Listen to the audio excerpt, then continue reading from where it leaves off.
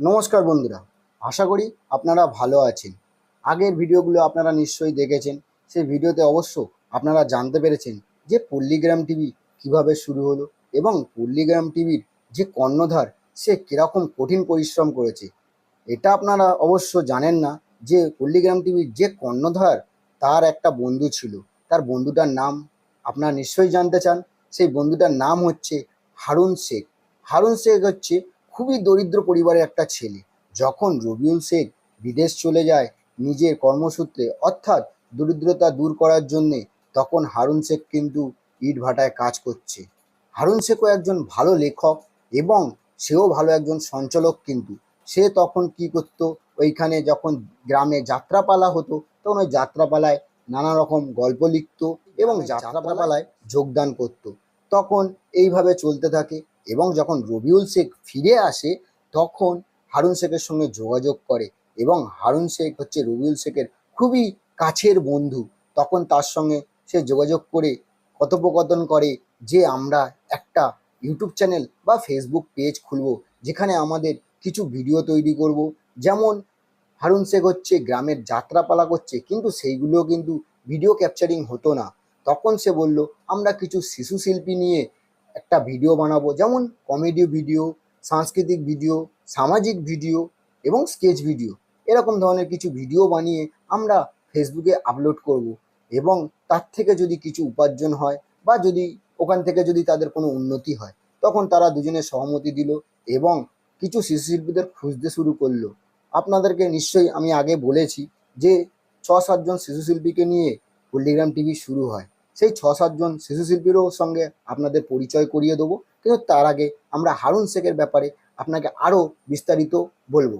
যেমন হচ্ছে হারুন শেখ তখন সেই শিশু শিল্পীদেরকে খুঁজতে থাকে এবং তাদেরকে খুঁজে এক জায়গায় জড়ো করে তাদেরকে নিয়ে সুন্দরভাবে একের পর এক ভিডিও করতে থাকে এবং তারা সেই ভিডিওগুলো প্রথম ফেসবুকে ছাড়ে, ইউটিউবে নয় কিন্তু ফেসবুকে ছাড়ে।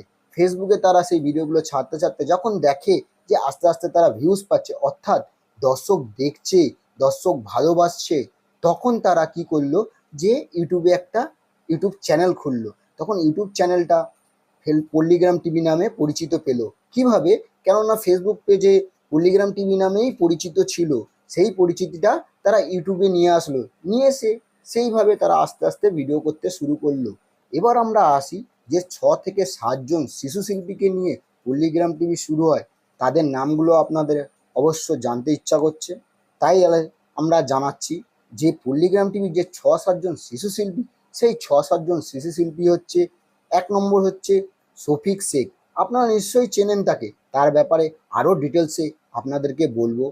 ১ নম্বরে আছে শফিক শেখ, ২ নম্বরে আছে বিশু মণ্ডল, ৩ নম্বরে আছে ইয়াসিন মণ্ডল, ৪ নম্বরে সিরাজ, ৫ নম্বরে আপনার হচ্ছে রোহন কবিরাজ, ৬ নম্বরে আপনার হচ্ছে বর্ষা আছে, তারপরে হচ্ছে ৬ নম্বরে আছে বর্ষা এবং ৭ নম্বরে আছে তুহিনা। এদেরকে নিয়ে আস্তে আস্তে ভিডিও শুরু করে। আর একজনের নাম আমরা তো বলতেই ভুলে গেছি, মেন অ্যাক্টর যাকে বলা হয়, বা বলতে পারেন শফিকের হিরোইন, কে বলুন তো? শ্রাবণী। হ্যাঁ, যে হচ্ছে শফিকের হিরোইন। প্রথম থেকে শফিকের সঙ্গে তার জুটি খুব সুন্দর, সবাই পছন্দ করেছে এবং সবাই খুব ভালোবাসা দিয়েছে তাদেরকে। এইভাবে তারা আস্তে আস্তে পল্লীগ্রাম টিভিতে তারা সাফল্য পায়। পল্লীগ্রাম টিভির প্রথম ভিডিও কি জানেন? পল্লীগ্রাম টিভির প্রথম ভিডিও হচ্ছে চালাকের বাহাদুরি, যেটা আপনারা নিশ্চয়ই দেখেছেন যে শফিক এবং শ্রাবণী দুর্দান্ত অভিনয় করেছে। যে অভিনয়ে এখন আপনারা সেই ভিডিওটা যদি দেখেন, দেখলে হয়তো আপনারা প্রথম ভিডিও যেখানে শ্রাবণী এবং শফিক দুজনেই অভিনয় করেছে এবং তাদেরকে খুব ভালোবাসা দিয়েছেন আপনারা। সেই ভিডিওটা কত ভিউজ পেয়েছে জানেন?